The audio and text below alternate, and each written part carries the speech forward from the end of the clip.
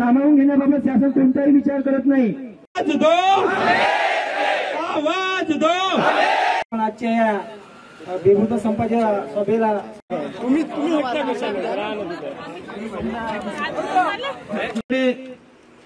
मदत हे सुद्धा पुष्पहार अर्पण करून आदरांजली वाटेल अशी मी त्यांना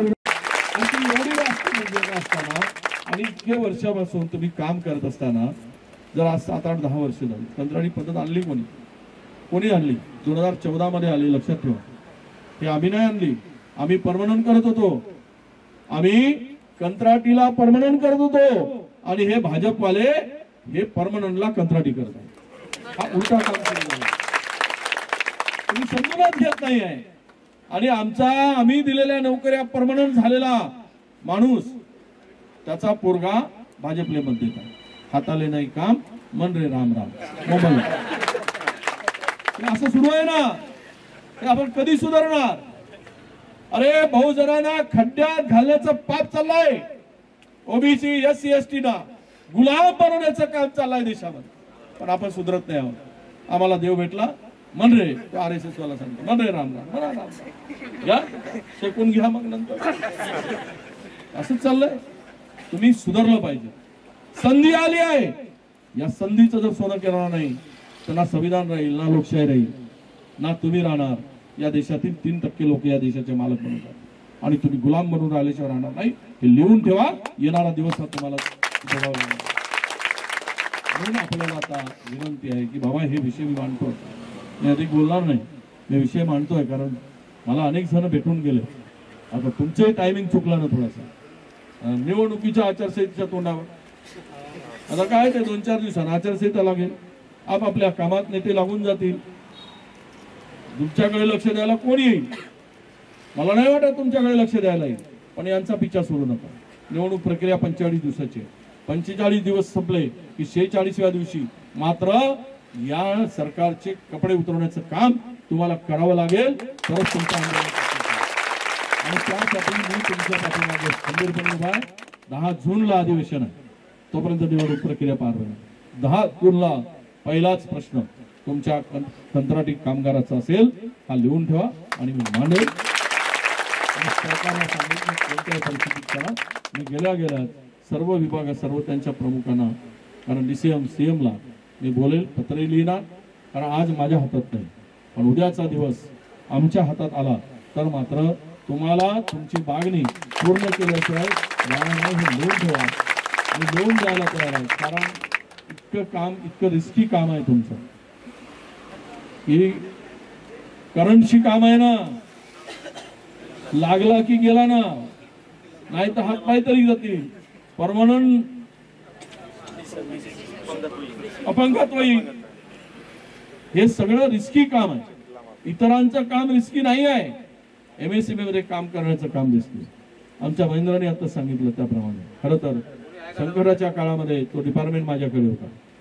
कोरोनामध्ये सर्वाधिक साथ कोणी दिली असेल, जर वीज राहिली नसती तर लोक घरामध्ये पुरे मरून गेले असते आणि दवाखान्यातही मेले असते, पण त्यांना वाचवण्याचं काम सर्वात जास्त कोणी केलं असेल तर तुमच्यासाठी तुम्ही एवढी सगळी सेवा त्या संकटात उभं राहून केली आणि तुम्हाला जर असं फळ देत असेल तर ते कदापि सहन करण्याची गरज नाही।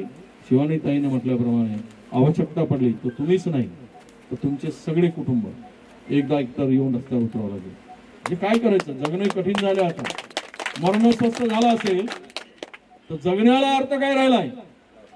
या सरकारमध्ये जगणं कठीण आहे आणि मरण स्वस्त करून ठेवलेलं आहे, मरण स्वस्त आहे, ही परिस्थिती आणून ठेवली आहे।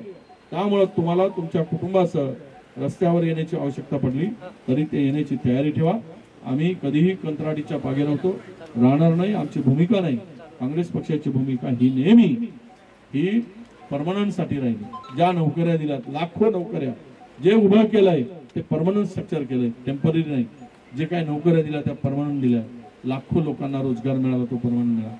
आणि म्हणून कायदे सुद्धा, कामगारांचे कायदे केंद्र सरकारने तुमच्या संदर्भात कामगारांच्या कायदे सुद्धा इतके बदलवून टाकले की कामगारांना हक्क मागण्याचा अधिकार शिल्लक ठेवला नाही। अरे कुठल्याही कसल्या पद्धतीचं सरकार चाललंय?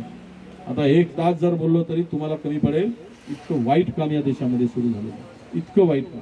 सेंट्रलाइज पॉवर झाली, सेंट्रलाइज सत्ता झाली आहे, सगळं सेंट्रलाइज झालंय. दोनच माणसाच्या हातात देशाची आणि जगाची म्हणजे भारताची सत्ता आहे. आणि दोनच माणसामध्ये कॉर्पोरेट सेक्टरची सत्ता आहे, ज्यांच्यावर आजच्या घडीला तुम्हाला कल्पना येणार नाही. तेव्हा आम्ही $5 बिलियन आम्ही $1 ट्रिलियन आम्ही कल्पना करत आहोत या देशाच्या अर्थव्यवस्थेची. पण तुम्हाला माहित असेल की या देशातील 2 उद्योगपती आणि त्याच्याबरोबर असलेले 39 उद्योगपतीच्या हातात या बँकांचे कर्ज एकूण भारतातील कर्जाच्या 39% आहे. भारतामध्ये जेवढ्या लोकांना कर्ज दिला असेल त्या कर्जातील 39% कर्ज फक्त या 2 उद्योगपतींनी आणि त्यांच्यावर असलेल्या बाकीच्या 60 उद्योगपतींनी म्हणजे 62 लोकांनी 40% कर्ज या देशातील बँकातून घेतलेलं आहे. आणि हे सांगताना सांगतो त्यातील बँकातील एकूण कर्ज माफ केला आणि कर्ज बुडवणारी कंपन्या असतील तर तुम्ही कल्पना करू शकणार नाही 19 लाख कोटीचं कर्ज मोदी सरकारने मोदींनी माफ करून टाकलंय. कोणाचं? कॉर्पोरेट लोकांचं आणि या उद्योगपतींचं. गुजरातल्या 2 उद्योगपती आणि भारतातील पडून गेलेले राहिलेले असे 60 उद्योगपती मिळून कुठे ठेवून चाललो आम्ही? काय मिळत आहे तुम्हाला? तुम्हाला देव सांगितलं जात आहे, तुम्हाला धर्म सांगितलं जात आहे आणि देव आणि धर्म सांगून तुम्हाला उद्ध्वस्त करायचं पाप चाललेलं आहे. सुधरा बाबा आता. अरे जर हनुमानाची चालीसा म्हणून मला जर रोजगार मिळत असेल तर मी रोज हनुमान चालीसा म्हणली पाहिजे. पण हनुमानाचं नाव घेऊन जर तुम्ही आम्हाला मूर्ख बनवत असाल तर बजरंगबली तुम्हाला गद्यानं मारलं पाहिजे. तर बजरंगबली स्वतः व्हा आणि यांची पाठ फोडण्यासाठी तयार व्हा.